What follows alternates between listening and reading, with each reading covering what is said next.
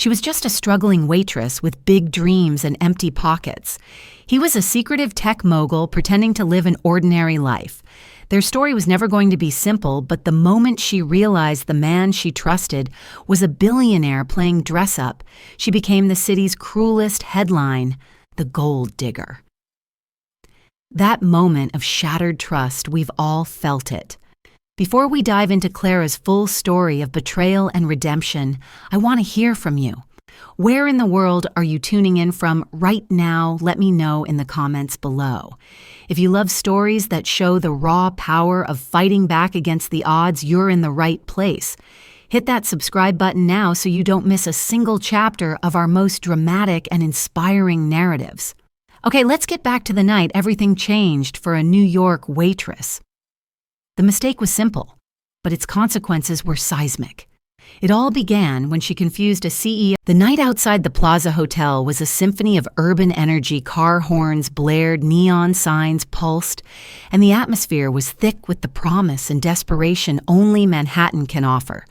It was the kind of night where dreams felt both painfully close and impossibly distant.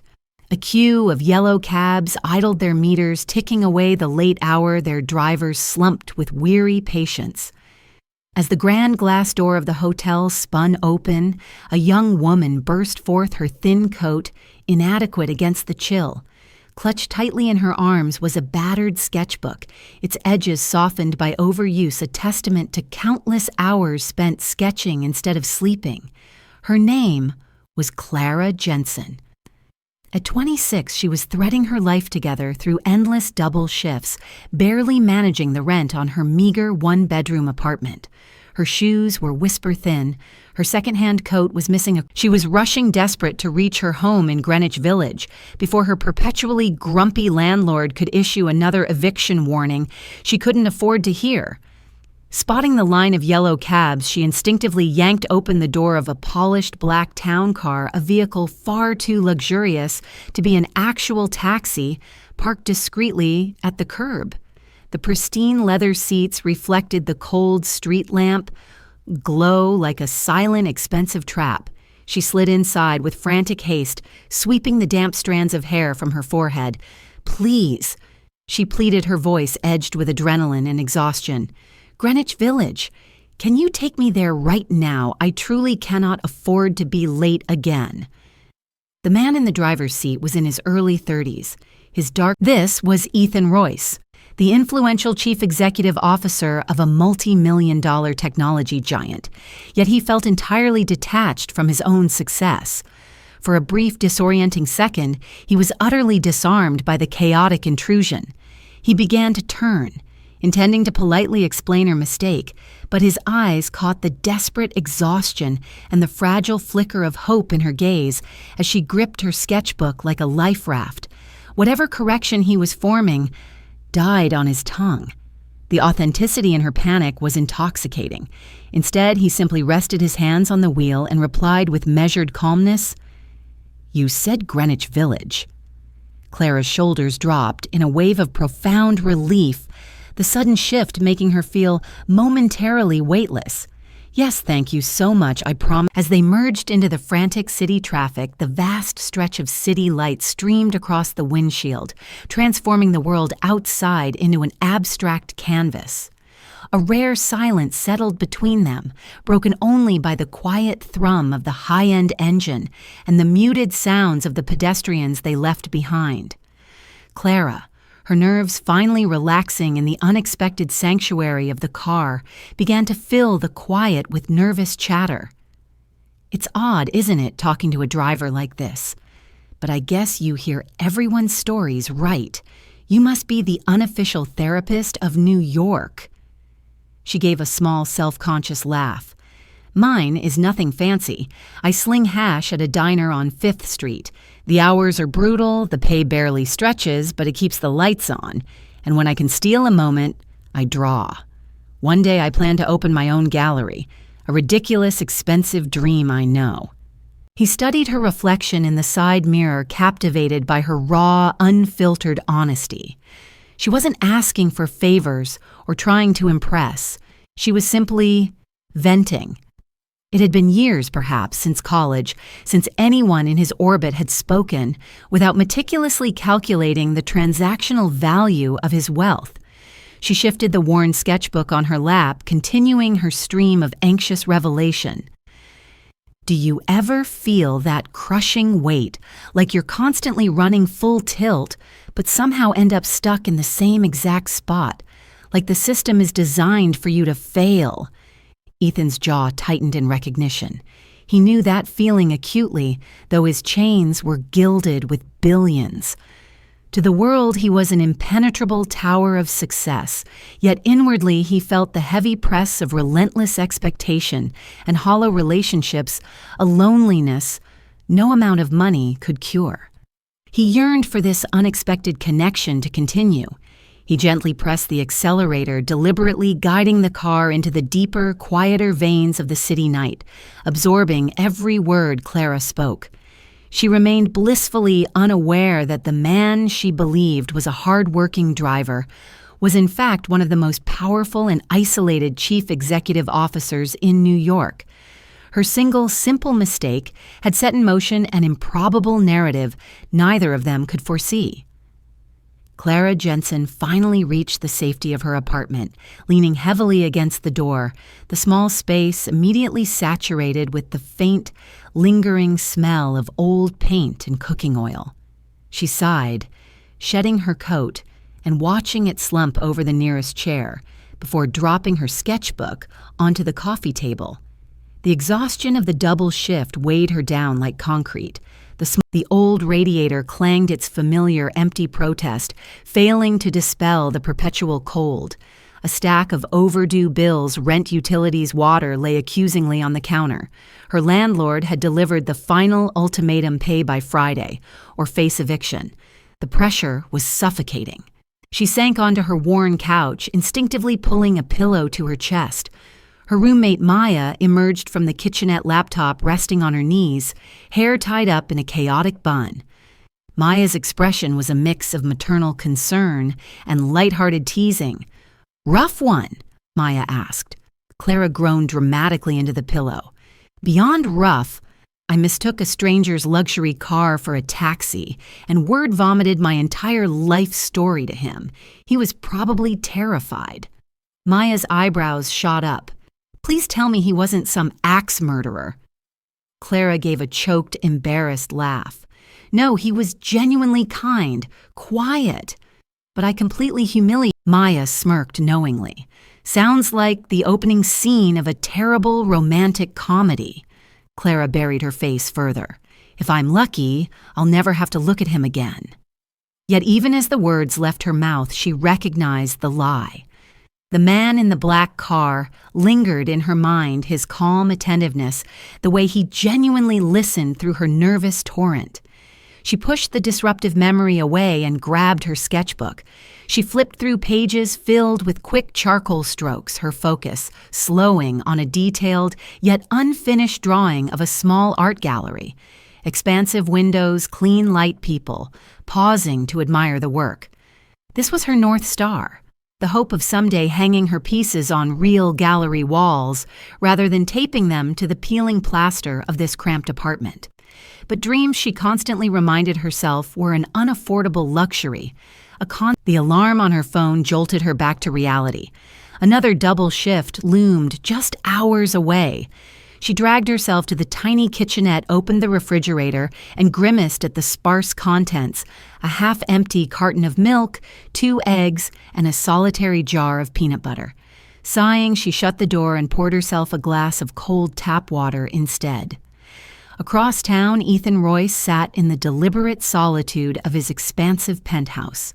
The floor-to-ceiling glass walls soared above the mesmerizing, glittering expanse of the New York skyline.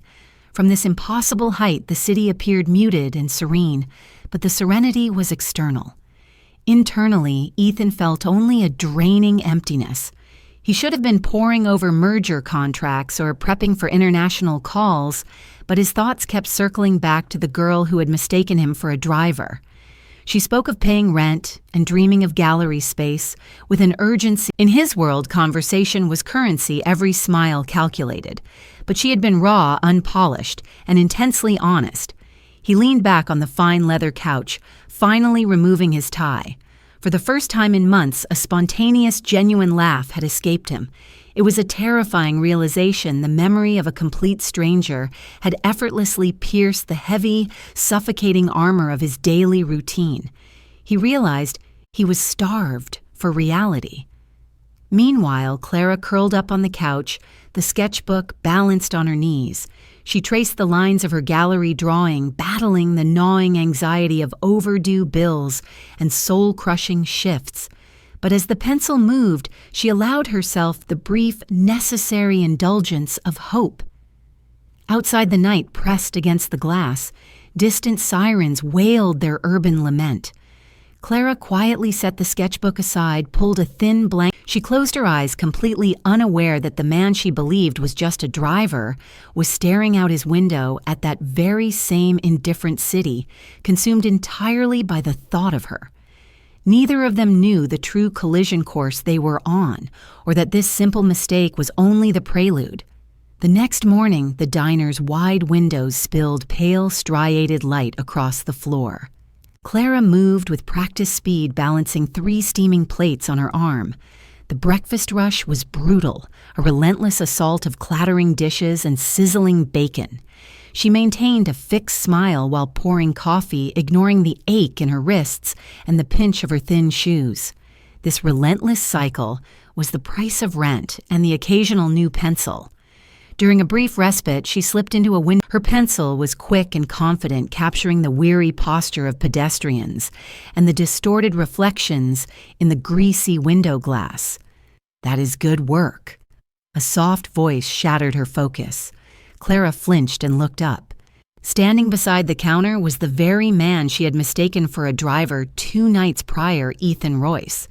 He was dressed down in an expensive gray sweater, yet he still possessed an unmistakable air of exclusivity.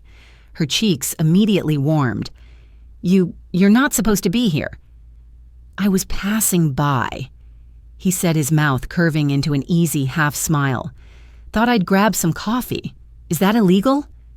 She shook her head, mortified. "I am truly sorry about the other night. I genuinely thought you were a taxi driver." "I remember," he replied, quiet amusement glinting in his eyes. "It was arguably the most interesting ride I've had in years." Clara groaned, burying her face in her. "You didn't," Ethan countered, leaning subtly against the booth, his gaze fixed on the sketchbook. "You were honest. That's a rare commodity in my world." Her hands dropped. She frowned, confused. Her anxious chatter had always been dismissed, yet this stranger validated her. "Do you want to sit?" she asked tentatively. He slid into the booth opposite her, and the small space instantly became charged with an unfamiliar intensity. "Why are you actually here?" she finally asked. Ethan paused, measuring his response. "Maybe I needed to confirm you were real. Sometimes a single conversation can occupy your mind entirely." Her chest tightened at the admission. She forced an awkward laugh. "Well, I'm real. I'm broke, and I serve coffee that tastes like motor oil." He chuckled a low, genuine sound. "Then pour me a cup." She returned with the steaming mug. He took a sip, wincing almost. Clara felt her tension dissipate. They discussed trivialities, her favorite quiet park bench, his deliberately vague tech work, their mutual hatred for the city's winter grit. He listened with an intensity that was wholly new to her. When her break ended, she gathered her things, reluctant to leave the bubble they had created. Ethan subtly slid a folded cocktail napkin across the table. Scrawled on it were 4 simple words: "Keep drawing. Do not stop." She looked up, surprised. He merely nodded, stood, and smoothly exited the diner, leaving a generous tip on the table. Clara stared at the napkin, her pulse racing. She didn't understand why this stranger had such power over her, but deep inside, a small, insistent voice whispered that this was only the beginning. Across the street, Ethan stood. He had sworn he would forget her, yet Watching her vitality and the unadulterated joy in her eyes as she spoke of her art solidified his decision he would be back. They hadn't exchanged any formal promises, but in the small, powerful exchange, a napkin, a sketchbook, a moment of unexpected truth, they had already committed to a trajectory neither could halt. The week passed in a blur of double shifts and long nights. Clara told herself that she should not think about him, the stranger in the black car, the man who had shown up in her diner and written a message on a napkin. Yet every time she opened her sketchbook, her eyes drifted back to that folded scrap of paper tucked inside. "Keep drawing. Do not stop." The words followed her like a quiet echo. On Thursday afternoon, rain drizzled over the city. The diner was slow, and for once, Clara's shift ended on time. She wrapped her scarf around her neck and stepped outside. The park was only 3 blocks away, a small patch of green with benches that looked out over a pond. She liked to sit there, to draw, to breathe. As she rounded the corner, she froze. Sitting on her favorite bench, sheltered under an umbrella, was Ethan. He looked completely out of place in the gray drizzle, his tailored coat draped across his shoulders. He was not staring at a phone, not scanning papers, but simply watching the ripples on the pond. Clara hesitated, then walked closer. "Do you always wait in the rain for strangers, or is this just my special treatment?" Ethan's head turned a smile tugging at his lips. "I was hoping you might show up." She narrowed her eyes playfully. "How did you know I come here?" "I did not," he admitted. "But you mentioned a park where you sketch. I thought maybe I would get lucky." Clara shook her head, laughing softly. "That is not how luck usually works for me." She sat beside him, placing her sketchbook in her lap. For a while, the rain pattered against the umbrella above them, the city noise muffled by the damp air. Finally, Clara opened her sketchbook and began to draw her pencil, moving in sure strokes. Ethan leaned slightly, watching the lines appear. "You really do see the world differently," he said. She shrugged. "Drawing makes me feel like it matters. Like maybe the things most people ignore are worth remembering. And who told you it did not matter?" Clara paused. Her father had once promised to hang her first painting in the family living room, but he had left before that could happen. Her mother had worked 2 jobs until illness took her away. After that, no one had time for dreams. Dreams did not pay rent. She did not answer. Instead, she sketched faster, hiding her thoughts in lines of graphite. Ethan studied her face, sensing the silence, but choosing not to press. After a long pause, he said quietly, "If you could have one thing, no limits, what would it be?" Clara laughed without humor. "A small studio of my own. Nothing fancy, just a space with light and walls wide enough to hang my work. A place where I could breathe." Ethan's eyes softened. "Then do not give up on it." She scoffed gently. "That is easy for you to say. You probably have 5 rooms you do not even use." He smiled faintly, but did not correct her. She still thought he was an ordinary man working in some vague tech job. The truth sat heavy on his tongue, but he swallowed it. If she knew who he was, everything would change. For once, he wanted to be seen as a man, not a bank account. The rain eased and the sky turned a pale silver. Clara closed her sketchbook, stretching her arms. "I should head back before I catch a cold." "Thanks for the company again, Clara," he said suddenly. She stopped, turning back. "Yes." He hesitated, then simply said, "I would like to see you again." Her heart skipped. She tried to mask it with a shrug. "Well, the diner is open 7 days a week." He chuckled. "I was hoping for something other than burnt coffee." Clara bit her lip, then nodded. "There is a cafe around the corner from here. Tomorrow at 6 hours I will be there," Ethan replied. She walked away with the sketchbook clutched tight against her chest, the warmth of his words lingering long after she disappeared into the city streets. Ethan remained on the bench, watching her figure fade into the crowd. For years, he had been surrounded by polished conversations and careful lies. Tonight, for the first time, he felt something different. Have felt alive.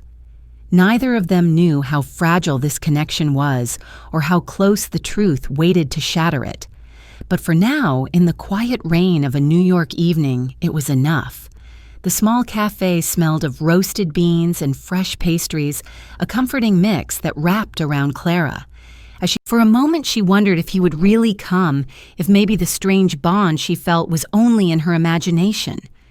Then she saw him. Ethan sat near the window, a mug in his hands, his coat neatly folded on the back of the chair. He looked up as if he had been waiting for her all along, and a slow, genuine smile spread across his face. "You came," he said. "I said I would," Clara answered, sliding into the seat across from him. Her heart thudded in her chest, but she kept her tone steady. The first minutes passed in easy conversation. They talked about the cafe's mismatched chairs, about the rain that seemed never to stop, about books they had half finished. Clara found herself laughing more than she expected. Ethan listened closely, asking questions, encouraging her to keep talking. When she grew quiet, he leaned forward. "Tell me more about your drawings. Do you ever show them to anyone?" Clara shook her head quickly. It is just something I do to stay sane." "Sanity is worth protecting," Ethan said softly.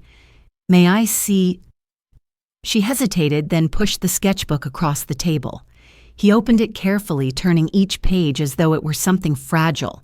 There were street corners, diners' faces she had glimpsed in passing, each drawing alive with detail, each line pulled from the heart of the city. When he finally looked up, his expression had changed. "Clara, these are not just sketches. These are windows into how you see the world, and it is extraordinary." Heat rose to her cheeks. "You do not have to flatter me." "I am not," he replied firmly. "Promise me you will not give this up." For a moment she could not speak. No one had ever looked at her art with anything more than polite dismissal. His words sank deep, stirring something she thought she had buried. Later he walked her home. The city streets glowed. Clara hugged her sketchbook close, glancing sideways at him. "Why do you care so much about me drawing Ethan's steps slowed?" He could have told her the truth then, that he was a man who had more money than time, that he was desperate to hold on to something real. But he only said, "Because the world needs people who see beauty, especially when things are hard." Clara stopped at the worn brick entrance of her building. "Thank you, Ethan, for tonight, for everything." "Oh." He smiled, though there was a shadow in his eyes. "Get some rest, Clara. We will meet again soon." As she climbed the stairs, her heart felt lighter than it had in years. She did not know why he had chosen to spend time with her, why a man like him cared about a waitress with overdue bills and fading dreams. But she could not deny it anymore. His presence, this time when her pencil touched the paper, her hand did not shake. The night of the charity gala arrived with all the glitter and noise of the city. Clara had never stepped foot in a place so grand. The ballroom sparkled with crystal chandeliers, the walls lined with gold trim, the air heavy with perfume and laughter. She smoothed the borrowed dress that Maya had insisted she wear, her fingers trembling against the thin fabric. Maya, who had managed to secure 2 guest passes through a cousin, whispered as they entered, "Do not gawk too much. Just act like you belong." But Clara could not help it. She felt like a child who had stumbled into a dream that was not hers. Her eyes darted from table to table, catching glimpses of men in tuxedos and women in gowns worth more than a year's rent. She clutched her small purse, wishing she had stayed home. Then the announcer's voice boomed through the speakers. "Ladies and gentlemen, please welcome our guest of honor, Mr. Ethan Royce, Chief Executive Officer of Royce Innovations." Clara froze. The room tilted beneath her feet. The man stepping onto the stage, tall and commanding in a perfectly cut suit, was no struggling tech worker, no ordinary man. It was him, the same man who had carried her sketchbook, who had walked her home, who had told her not to give up. Gasps caught in her throat. Maya grabbed her arm. "Clara, are you all right?" But Clara could not answer. Her heart pounded her stomach, twisted betrayal rising like bile. The applause thundered around her, but in her ears there was only silence. On stage, Ethan smiled politely at the crowd, delivering his speech with calm authority. Yet his eyes searched the room, landing on her for a fraction of a second. His expression faltered just slightly before he recovered. Clara turned away, her hands trembling. She felt sick. Every word he had said to her replayed now with a different weight. He had known all along who he was, and he had let her believe otherwise. Maya whispered urgently, "You know him." Clara's voice cracked. "I thought I did." As the gala continued, Clara slipped out into the hallway, her breath coming fast. The marble walls reflected her pale face, her wide eyes. She pressed a hand to her chest, trying to steady herself. Moments later, footsteps echoed behind her. "Clara?" She turned. Ethan stood there, the polished image of wealth and power, but with a raw urgency in his eyes. "You lied to me," she whispered. "I never meant to," he began. "You let me pour out my life to you. You let me think you were someone else. Do you know how humiliating this feels?" Her voice shook, but the anger beneath it was sharp. He stepped closer, lowering his voice.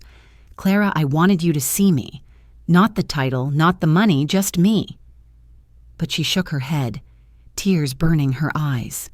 "Then you should have trusted me enough." The silence stretched between them, heavy with everything unspoken.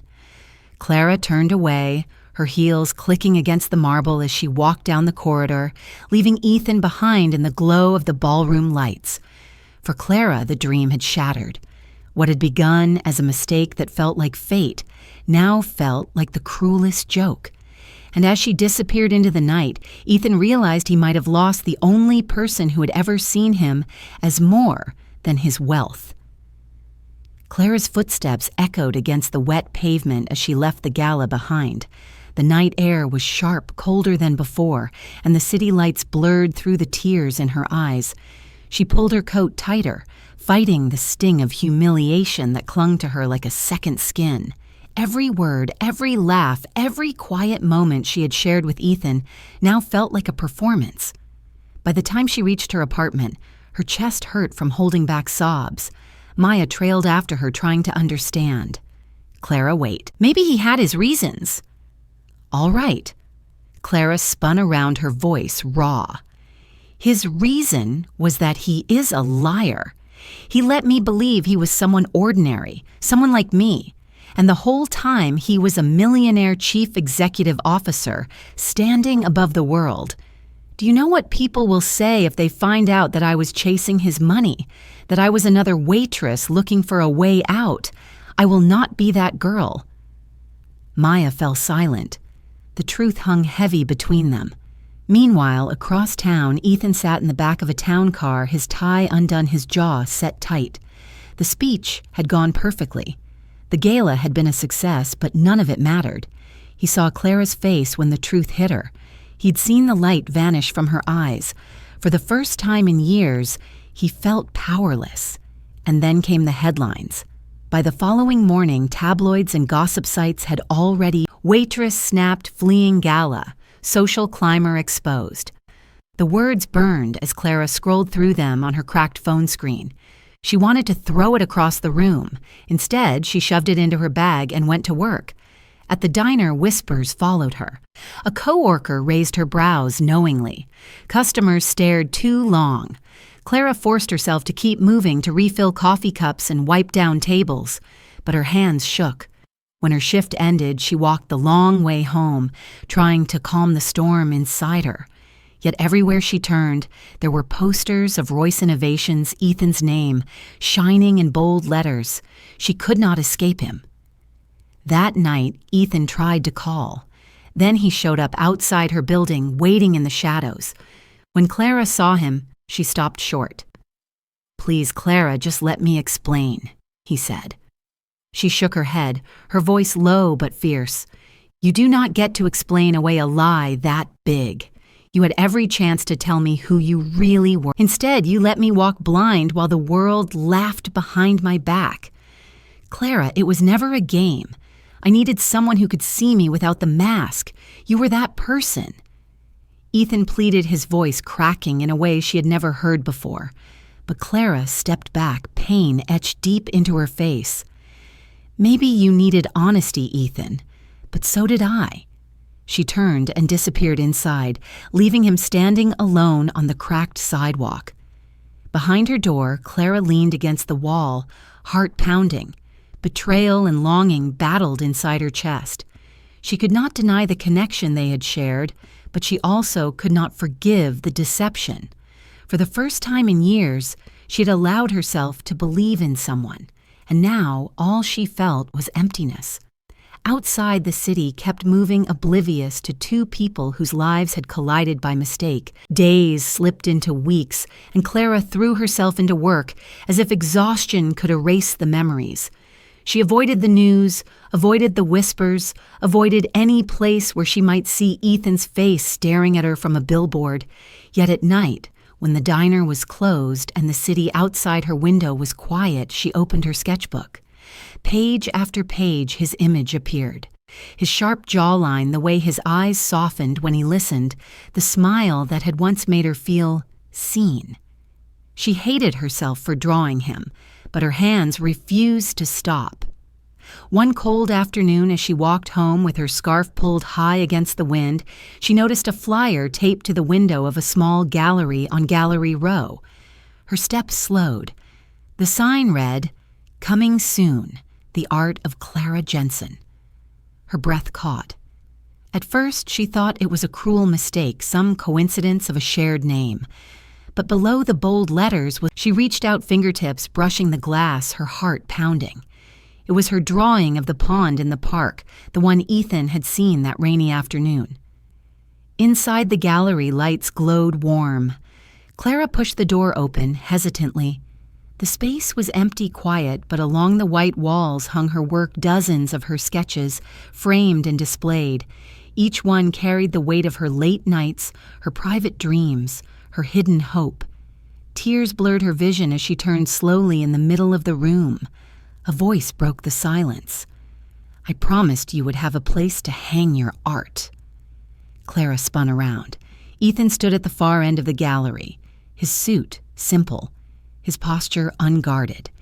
He looked at her, not as the world's chief executive officer, but as a man stripped bare. Her throat tightened. "You did this." He nodded. "I did not know how else to show you. I could buy 1,000 flowers or diamonds, but none of it would mean anything." Her anger fought with her longing. "You humiliated me, Ethan. You let me believe a lie. Do you think hanging my drawings on these walls makes it disappear?" "No," he said quietly. "I cannot erase the mistake I made, but I can prove that I never cared about status or image when it came to you. I cared about the girl who sat in the wrong car, the girl who dreamed even when the world told her she could not. I cared about you, Clara."